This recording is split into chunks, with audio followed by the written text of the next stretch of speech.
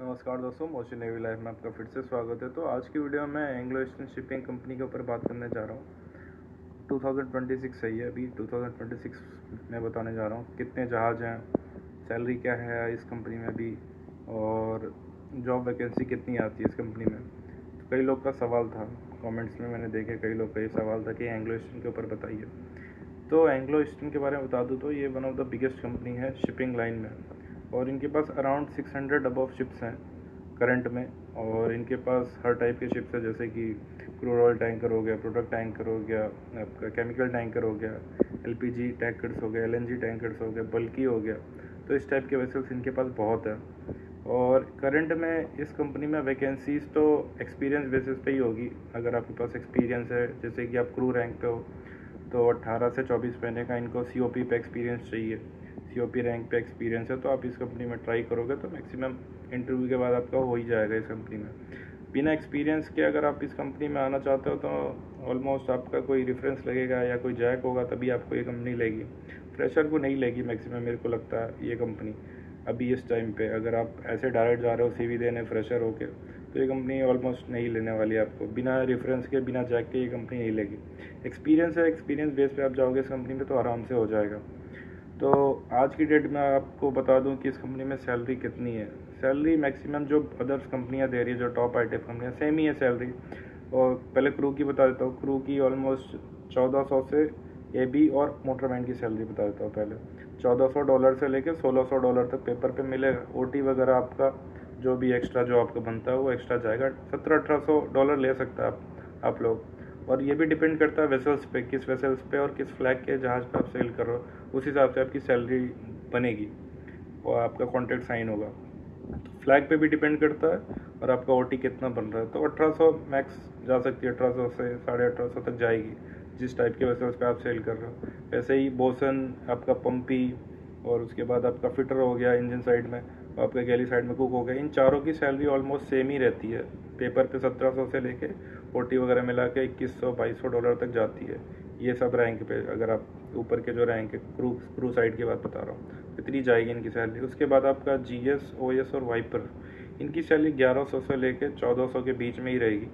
OT वगैरह मिला के ज़्यादा भी जा सकती है, वेसल पे डिपेंड करता है किस वेसल्स पे वो सेल कर रहा है, कौन से फ्लैग पे सेल कर रहा है। तो इतनी सैलरी होगी। और ऑफिसर साइड में आपको बता दूँ तो मास्टर ऑलमोस्ट 15,000 से 16,000 ले सकता है। अगर दूसरे टाइप के वेसल्स पे, मतलब वेसल पे डिपेंड करता है। वेसल पे है तो एलएनजी एलपीजी पे थोड़ा ज़्यादा ही होगा, क्रूड ऑयल और प्रोडक्ट टैंकर पे, तो उस हिसाब से मैनेज होता है। तो 15,000 मैं एस्टिमेट बता रहा हूँ, 15,000 मास्टर ले सकता है। चीफ ऑफिसर इसका एक्सपीरियंस 10,000 से $12,000 ले सकता है।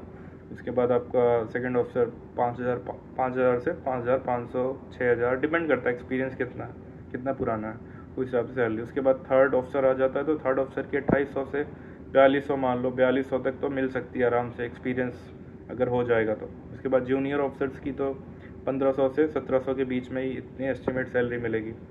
उसके बाद कैडिट है, तो कैडिट को स्टाइफंड वही 500 से $700 तक ही मिलेगा। उसके बाद इंजन साइड पे आ जाओ तो चीफ इंजीनियर की सैलरी, जैसे मास्टर की इधर है तो वैसे चीफ इंजीनियर की भी उतनी है।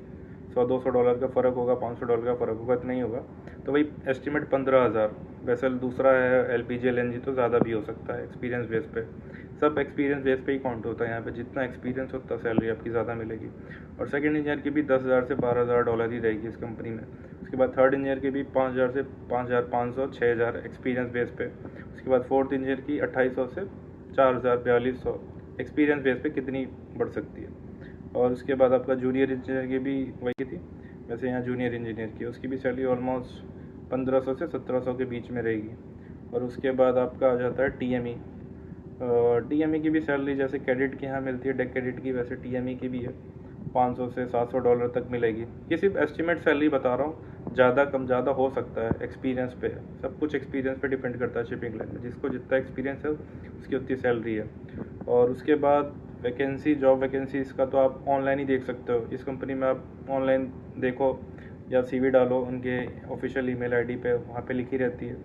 या सी जॉब्स पे जाके चेक कर सकते हो आप लोग, वहाँ पे ऑफिशियल ईमेल आईडी मिल जाएगी जहाँ पे आप अपना सीवी डाल सकते हो।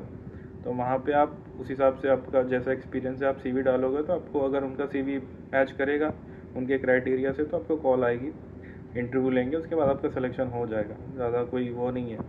और जो फ्रेशर सोच रहा है इस कंपनी में जाने का, बिना जैक या बिना रेफरेंस के आपको नहीं लेगा ये कंपनी। अगर आप फ्रेशर होके सोच रहे हो मैं डायरेक्ट चला जाऊँ, हो जाएगा, नहीं होने वाला इस कंपनी में। आपको एक्सपीरियंस चाहिए, बिना एक्सपीरियंस के नहीं लेंगे वो लोग। COP के बाद जो बताया 18 से 24 महीने आपको एक्सपीरियंस चाहिए, तो ये कंपनी आपको लेगा।